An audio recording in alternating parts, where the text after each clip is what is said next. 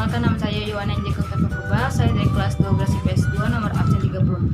Pada video kali ini saya akan menjelaskan salah satu profil pengusaha sukses di bidang kuliner, yaitu Rizka Wahyu Ramadona. Teman-teman sering gak sih berkunjung ke kota Bogor? Nah, di Bogor itu ada salah satu makanan yang terkenal di kalangan masyarakat bernama lapis Bogor Sangkuriang. Nah, lapis Bogor Sangkuriang ini dijual dengan harga yang relatif murah, dengan cita rasa yang menarik dan lezat, dan penampilan produk yang menarik. Nah, lapis Bogor ini tuh terbuat dari talas yang merupakan bahan pangan khas Bogor. Nah, dengan cita rasa yang menarik dan juga penampilan produk dan harga yang relatif murah membuat lapis Bogor ini tuh terkenal di kalangan masyarakat. Tapi teman-teman tahu nggak sih siapa pendiri lapis Bogor Sangkuriang ini? Nah, pendiri lapis Bogor Sangkuriang bernama Rizka Wahyu Ramadona. Rizka Wahyu Ramadona adalah perempuan kelahiran dari kota Surabaya. Ia memulai usaha karirnya bersama suaminya bernama Anggara Kasih Nugroho.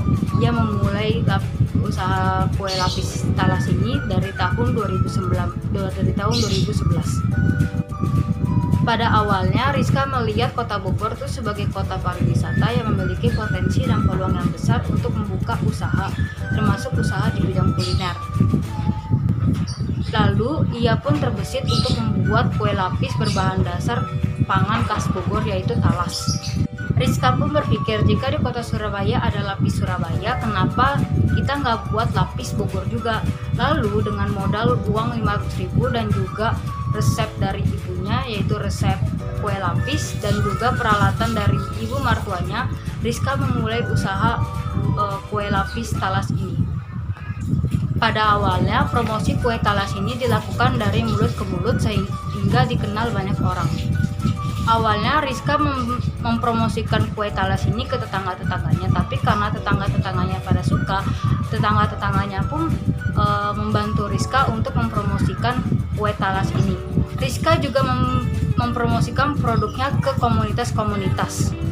Beliau juga sering mengikuti pameran-pameran yang diadakan oleh pemerintah, dan beliau juga bekerjasama dengan PHRI atau Perhimpunan Hotel dan Restoran Indonesia dalam membuka booth di hotel atau restoran.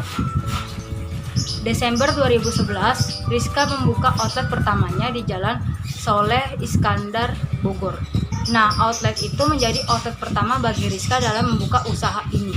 Tantangan pertama bagi Rizka dalam membuka usaha ini adalah ketika Rizka melakukan edukasi bahwa lapis yang dibuat olehnya itu berbahan dasar talas, bukan lapis legit atau Surabaya. Oleh karena itu, Rizka terus meningkatkan brand awareness kepada masyarakat terhadap lapis Bogor Sangkuriangnya ini. Rizka pun terus meningkatkan brand awareness terhadap masyarakat ke lapis Bogor Sangkuriangnya ini. Sekarang, lapis Bogor Sangkuriang memiliki outlet di Jalan Pajajaran dan juga Puncak.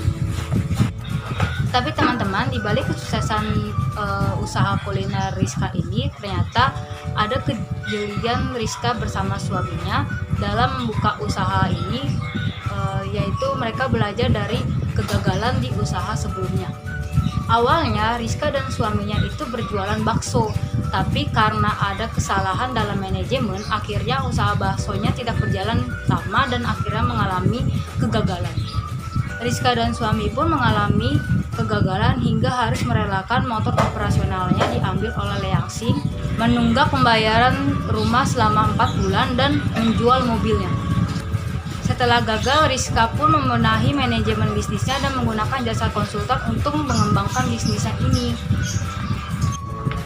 Ia pun melakukan efisiensi dan berinvestasi pada mesin produknya ini. Rizka menggunakan mesin dari Jepang dan juga Finlandia dalam membuat kue talasnya. Beliau juga memperhatikan manajemen keuangannya. Dalam melaksanakan manajemen keuangannya, Rizka bekerja sama dengan BCA, dan BCA pun membantu Rizka untuk terus meningkatkan usaha di bidang kulinernya ini. Nah, sekarang lapis Bogor Sangkuriang sangat terkenal dan digemari oleh banyak masyarakat dalam berbagai kalangan usia. Sekian penjelasan dari saya tentang biografi dan perjalanan karir salah satu pengusaha sukses di bidang kuliner, yaitu Rizka Wahyu Ramadana. Kurang lebihnya mohon maaf. Sekian, terima kasih.